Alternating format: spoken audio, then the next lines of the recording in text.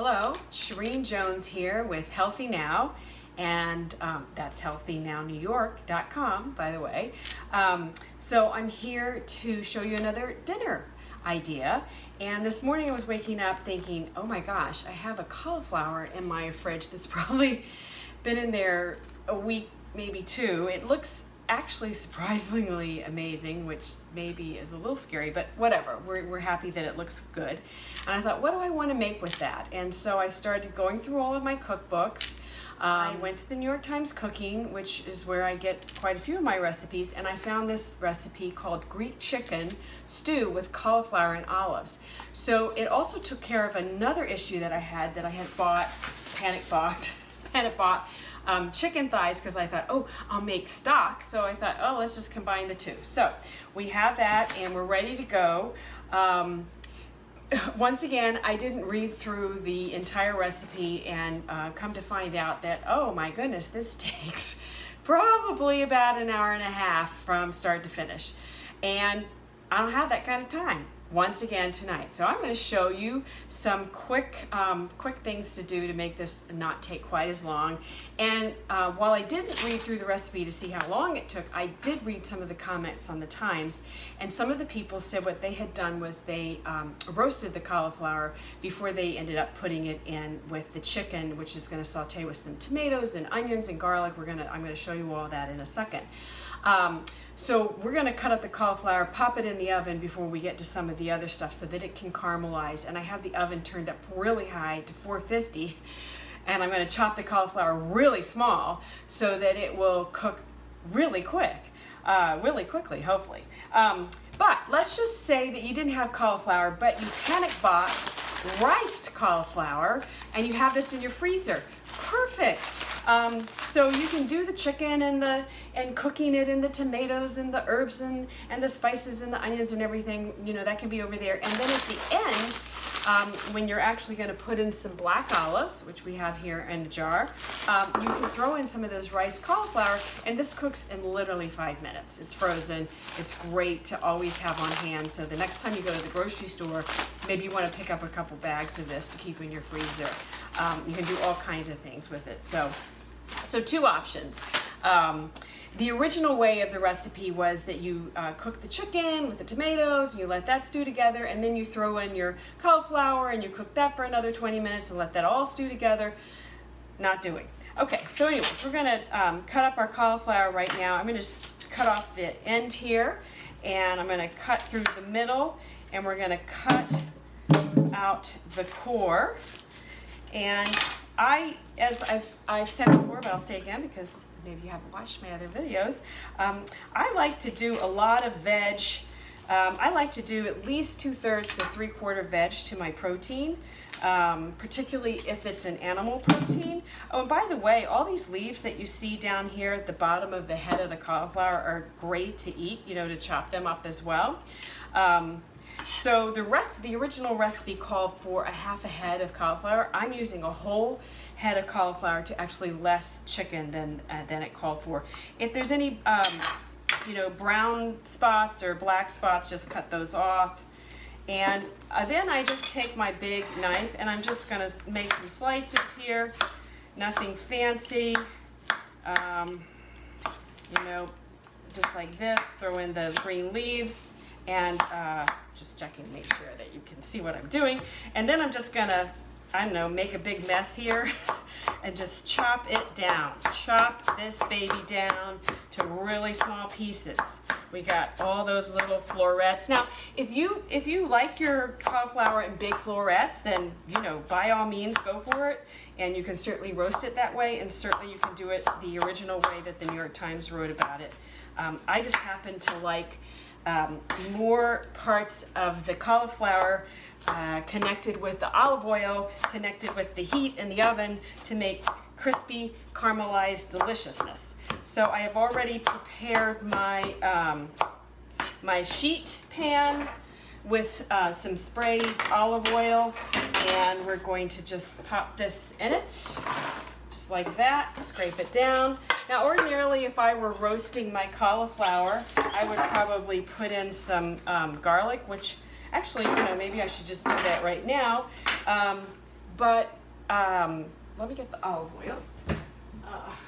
We're gonna season, shake this up, toss this in a second with the olive oil, and probably put on about 1/4 teaspoon. I'm actually putting a little less than 1/4 teaspoon of salt in this, and then we're gonna toss it around, and we're gonna put the cauliflowers in the oven.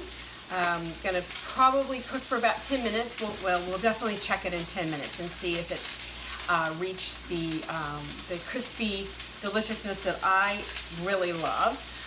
I've got the chicken behind me in the skillet, the drumsticks, bone in, skin on, drumsticks. You could also do thighs, obviously. I don't think breast would work as well in this recipe. They specifically call for drumsticks and thighs.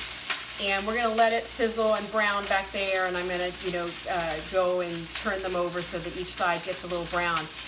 The recipe calls for 5 minutes, and then you take them out and you saute the onions. I'm gonna streamline that a little bit.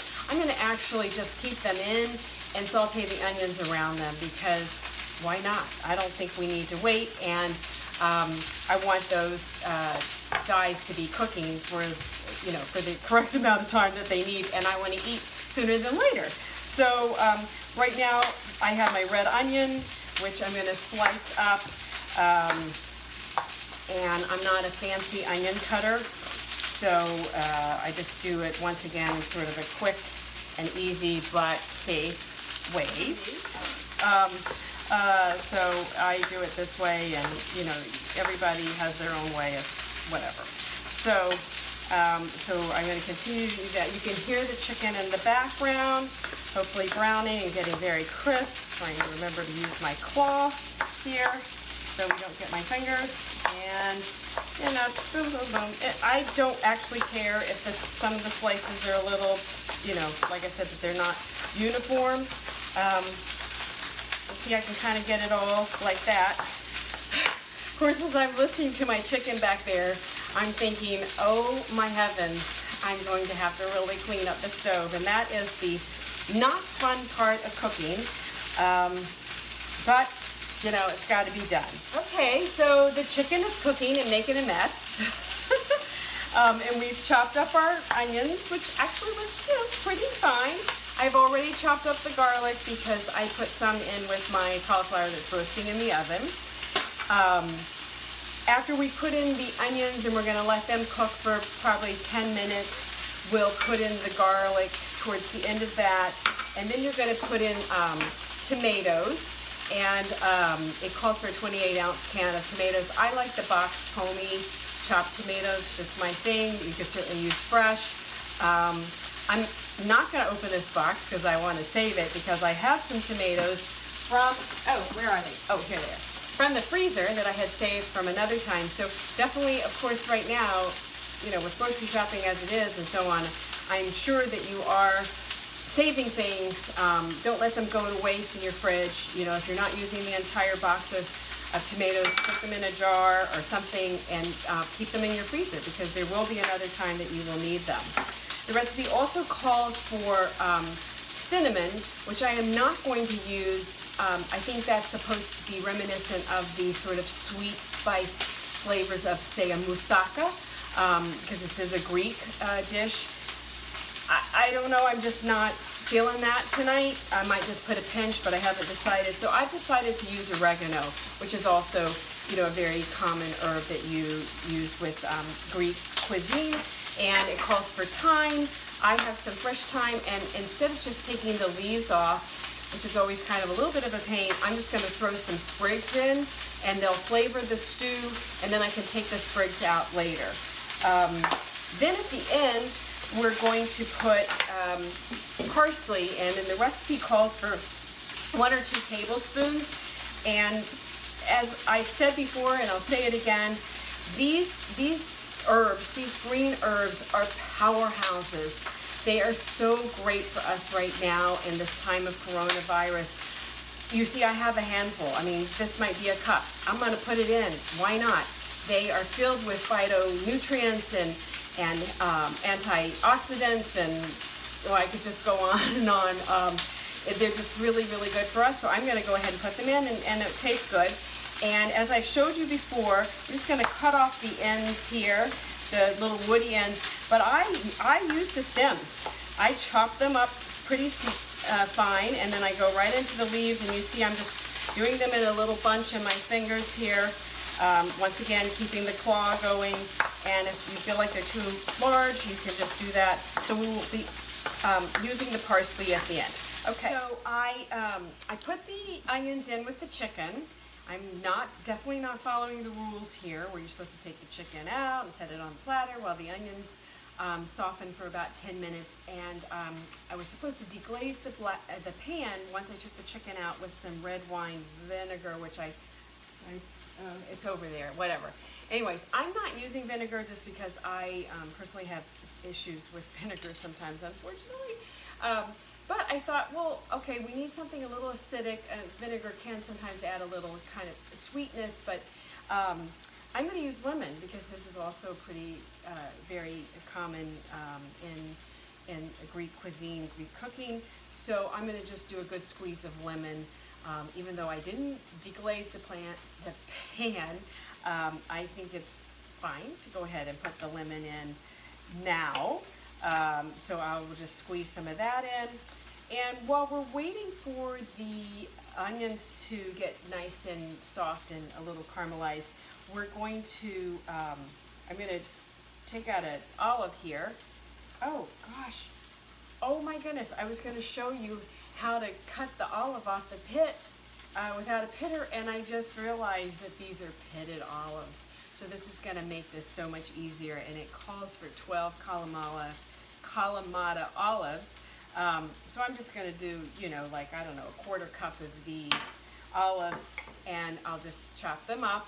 And like I said, we'll put those in the end, at the end with our big, pile of parsley here. And it'll be delicious. So the cauliflower has come out of the oven, and I don't know if you can see the caramelized, the brown bits. And notice also, this is a head of cauliflower, and I would say it was a medium size, certainly not a small one. And the recipe called for a half a cauliflower for 6 to 8 chicken thighs or legs, and we did a whole cauliflower, and it really doesn't feel like very much at all. In fact, I sort of wish that I had 2 heads of cauliflower. But this is going to be delicious to put in. I did salt and pepper it, as I said, and tossed it with the olive oil, and I did throw in some garlic. And I forgot to mention, when I put the chicken legs in the skillet, I salt and peppered those as well. There was a little olive oil. They, of course, render out some fat. I put some more olive oil in when I put in the onions, and then a little salt, a little bit more salt for the onions, and put in the garlic. I put in the herbs, the tomato, and so it's all simmering back here. It smells delicious, and we're going to let it simmer for about 10 minutes. And then in about 10 minutes, I'm going to check the legs and see if they're done. And we will have our delicious dish. So I'll let you know how it is in just a moment. Okay, here we are. Look at our fabulous Greek cauliflower and chicken stew. I think it looks delicious, and it took quite a bit less time than I think the recipe said. I did use a thermometer to make sure that the legs were done. I think this looks delicious. I can't wait to have it. You could serve it over rice. You could serve it over roasted, or serve it with roasted potatoes, or over mashed potatoes. I'm gonna have it with a side of a green salad. If I had arugula, I would probably serve it actually over the arugula. I love to toss my arugula with a little olive oil and lime juice or rice vinegar, and have that as my bed for something like this, a thick stew. It's delicious. So I would say look it up. I haven't tasted it yet, but I can just tell by looking at it this is going to be delicious, and it certainly was easy. All right, that's it. Goodbye for now. It's Shireen Jones for Healthy Now, and that's healthynownewyork.com. Bye. I'm back, and with a little PS. It's delicious. I tried it. Yum. So go try it yourself. Bye.